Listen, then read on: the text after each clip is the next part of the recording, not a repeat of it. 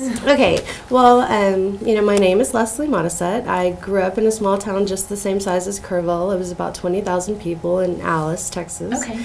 I've been here almost 7 years, married, have 2 kids, 5 and 8. Very active in the community, very much into volunteering, and love to, if I'm going to stay here, I want the best for what's going to happen here. So that's pretty much why I threw my hat in the ring. I kind of thought maybe, it was time for some new blood and some doing something rather than talking about something. What are some of those things that you're involved with? I was Volunteer of the Year at Playhouse 2000 last year. Very involved in the renovation of downtown, and the Shriner Building, and the Guy Griggs, and the hospital, and just excited about the possibility. I am excited about the possibility of the convention center. I think it'll be great for town. It'll be great for the restaurants that are already here to keep them afloat and not shut down. Also, it'll help the little businesses that have just opened up, the little mom and pop shops that are here in town. They need people to come through, and if our local people aren't going to do it, then someone else needs to do it. Tell me a little bit about what you do professionally. I am a social media director and a consultant, and my job is mainly to get small businesses out on the internet and to let people know. Like, my greatest example is, a family wants to move from California to Kerrville. Well, they're going to type in on their computer Kerrville. Now, what's going to come up? So I need to let them know that we have a great, development here. We've got real estate agents here. We've got dry cleaners. These are the radio stations. Everything there is to know about Kerrville. When you do a search, the information that I provide pops up. I do a lot of work on Twitter and Facebook, which I know is mostly the younger people, I've been told.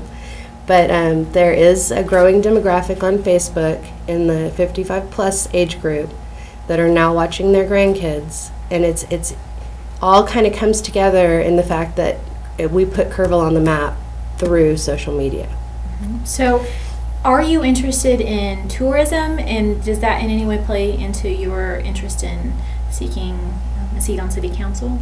Tourism would be great if there was something to come see.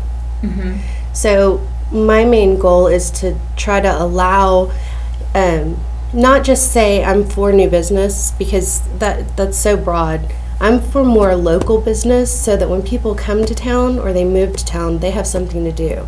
Their kids have something to do, they have something to do, they have somewhere to eat that stays up later than 10. They have a show to go see, maybe they have a place to go meet for drinks. All the things that a city would have that would attract you to a city, we need to make sure we have. And not just catered to the people who are already here. And you said a little bit about what drove you to pursue a seat now. Are there any particular issues or just specific things that you're interested in getting involved in, or that you would say attracted you at this point? My specific goal is to stop with the pet projects. Everyone's got one thing that they're just incredibly passionate about.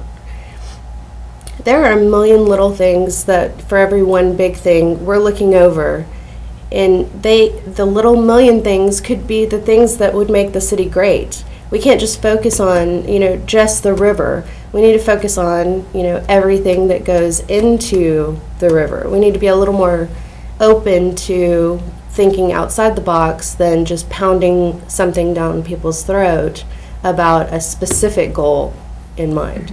So the main reason I want to be on council is I don't want to skip the details or the specifics that come along with a certain big project like the convention center. Well, it's great if a convention center comes down, but are they going to have a place to eat? Are they going to have something to do? Will they be able to walk down the river? Will we use that in a proper way? All those things are relative to the convention center coming or to new business coming. So. Talk a little bit more about economic development, City Council's role in working with the foundation, and how you think that should work.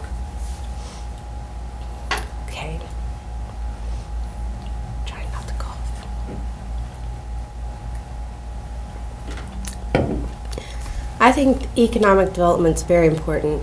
I know that there's this whole war going on between the candidates about whether we should do this or this with the EIC and EDC and every different letter group you can possibly imagine. The main goal of all of it is ease of service. If someone wants to bring a new business in, we need to be prepared to help them, as opposed to put up red tape around everything that they've asked for. Not everything that is being discussed in City Council is even a City Council issue when it comes to economic development. Some of the things could be handled outside or in various different avenues.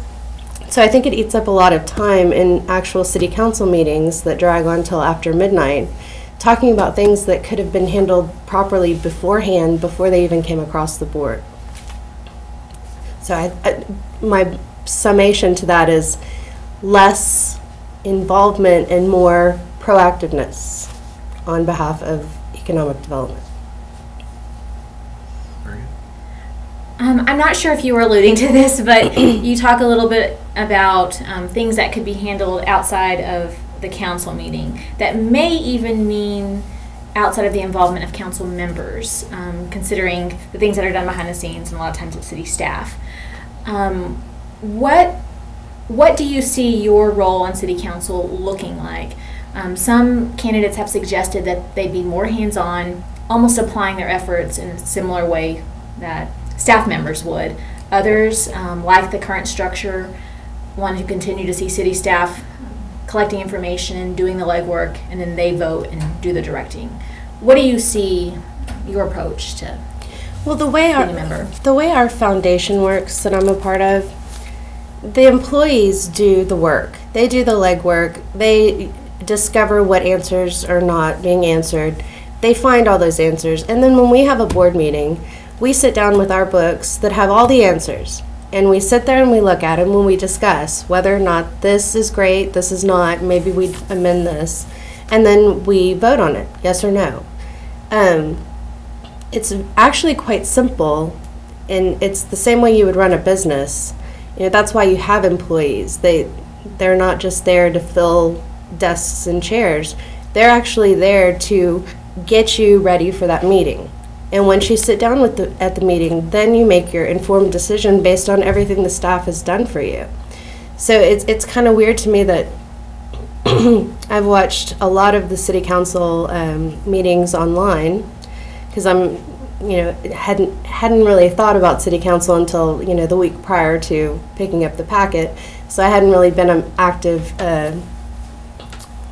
participant, I guess, in City Council.